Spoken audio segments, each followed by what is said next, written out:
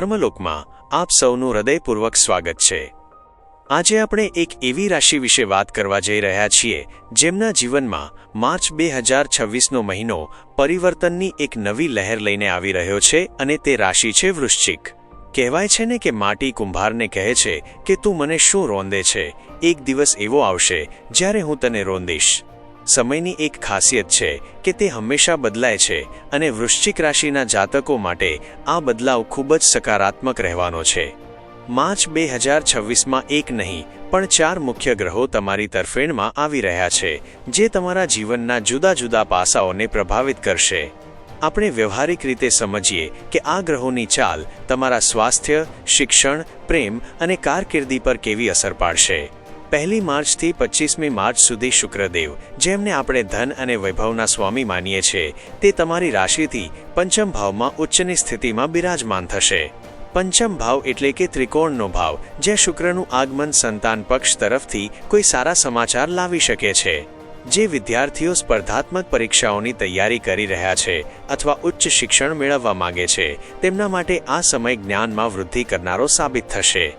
શુક્ર ધનનો કારક હોવાથી તમારી આર્થિક સમજણ વધશે અને નાણાકીય દૃષ્ટિકોણથી મહિનાની શરૂઆત ઘણી આશાસ્પદ રહેશે। પંચમ ભાવમાં શુક્રની હાજરીથી અને તે 12મા ભાવના સ્વામી હોવાથી સંતાનો પોતાના કરિયર કે શિક્ષણ માટે વિદેશ જવાની યોજના બનાવી શકે છે। બીજો સૌથી શક્તિશાળી પ્રભાવ દેવગુરુ બૃહસ્પતિનો રહેશે। 11મી માર્ચ પછી ગુરુ મહારાજ પોતાની વક્રી અવસ્થા છોડીને માર્ગી થશે। ગુરુ વિશે એવું કહેવાય છે કે તે જ્યાં બેસે છે ત્યાં ભાગ્યનો ઉદય થાય છે અને જ્યાં તેની દ્રષ્ટિ પડે છે ત્યાં કૃપા વરસે છે। હાલમાં ગુરુ તમારા અષ્ટમ ભાવમાં છે અને તેમની દ્રષ્ટિ 12મા ભાવ પર પડી રહી છે। જો તમે લાંબા સમયથી વિદેશ જવાના પ્રયત્નો કરી રહ્યા હોવ અથવા ત્યાં સ્થાયી થવા માંગતા હોવ તો આ સકારાત્મક બદલાવનો સમય છે।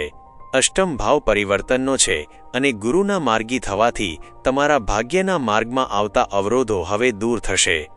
ગુરુની દ્રષ્ટિ તમારા ધન ભાવ પર પણ રહેશે, જેનો અર્થ છે કે આર્થિક વ્યવસ્થાઓ સુધરશે અને પરિવારમાં સુખ સૌભાગ્યનું વાતાવરણ જળવાઈ રહેશે।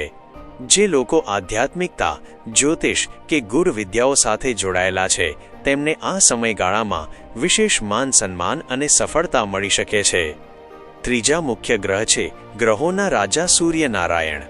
વૃશ્ચિક રાશિ માટે સૂર્ય હંમેશા યોગકારક ગ્રહ રહ્યો છે। 14મી માર્ચ પછી સૂર્યદેવ ગ્રહણના પ્રભાવમાંથી મુક્ત થઈને તમારા પંચમ ભાવમાં પ્રવેશ કરશે।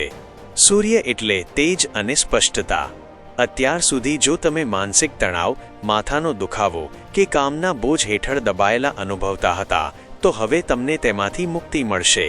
તમારા નિર્ણયોમાં સ્પષ્ટતા આવશે અને જે મૂંઝવણ હતી તે દૂર થશે।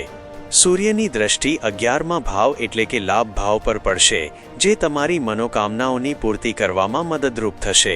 પંચમ ભાવમાં સૂર્યની સાથે શનિ અને શુક્રની યુતિ એક અદ્ભુત સંયોગ બનાવશે। શનિ તમારું કર્મ છે, સૂર્ય તમારી પ્રતિષ્ઠા છે અને શુક્ર તમારું ધન છે। આ ત્રણેયનો સંગમ તમારા કાર્યક્ષેત્રમાં ઊંચાઈ અને આર્થિક સમૃદ્ધિ બંને લાવશે। ચોથા મહત્વના ગ્રહ બુધદેવ છે, જેમને ગ્રહોના રાજકુમાર માનવામાં આવે છે। 20મી માર્ચથી 10મી એપ્રિલ વચ્ચે બુધ પણ માર્ગી થઈ જશે। બુધ એટલે બુદ્ધિ અને વ્યાપાર। તમારા ચોથા ભાવમાં બુધનું માર્ગી થવું એ તમારી વિચારવાની શક્તિમાં ધાર લાવશે। જો તમે તમારા વ્યવસાયમાં કોઈ નવા સંશોધનો કરવા માંગતા હોવ અથવા કોઈ પ્રોજેક્ટમાં સ્પષ્ટતા ઈચ્છતા હોવ તો આ ઉત્તમ સમય છે। બુધની સીધી દ્રષ્ટિ તમારા કરિયર ભાવ પર પડશે, જે મહત્વપૂર્ણ કાર્યોને પાર પાડવામાં મદદ કરશે। આ મહિને એક વાતનું ખાસ ધ્યાન રાખવું પડશે અને તે છે ચોથા ભાવમાં રહેલા મંગળ અને રાહુનો અંગારક યોગ। આ યોગ ક્યારેક અચાનક ગુસ્સો કે આવેશ લાવી શકે છે। તમારી અંદર અખૂટ ઊર્જા છે, પણ તેને સાચી દિશામાં વાળવી એ તમારી જવાબદારી છે। ક્રોધમાં આવીને લીધેલા નિર્ણયો નુકસાન કરી શકે છે, તેથી શાંતિ જાળવવી ખૂબ જરૂરી છે।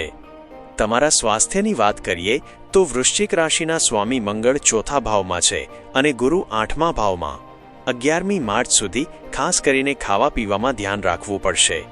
જો તમારું વજન વધી રહ્યું હોય અથવા પેટને લગતી તકલીફો હોય તો બહારના જંક ફૂડ કે વધુ ચરબીયુક્ત ખોરાકથી દૂર રહેવું જોઈએ। 11મી માર્ચ પછી તમારી રોગપ્રતિકારક શક્તિમાં સુધારો થશે અને સ્વાસ્થ્યમાં રિકવરી આવશે. વિદ્યાર્થીઓ માટે આ સમય ગંભીર બનીને મહેનત કરવાનો છે. ક્યારેક સંબંધો કે મનોરંજનને કારણે ધ્યાન ભટકી શકે છે, પરંતુ શનિની હાજરી તમને તમારા લક્ષ્ય પ્રત્યે સજાગ રાખશે. પ્રેમ સંબંધોની વાત કરીએ તો રાશિ સ્વામી અને પંચમેશનો સંબંધ તમારા સંબંધોને વધુ ગાઢ બનાવશે. 11મી માર્ચ પહેલાં નાની વાતોમાં દલીલો ટાળવી હિતાવહ છે. ત્યારબાદ સમય ખૂબ જ અનુકૂળ છે.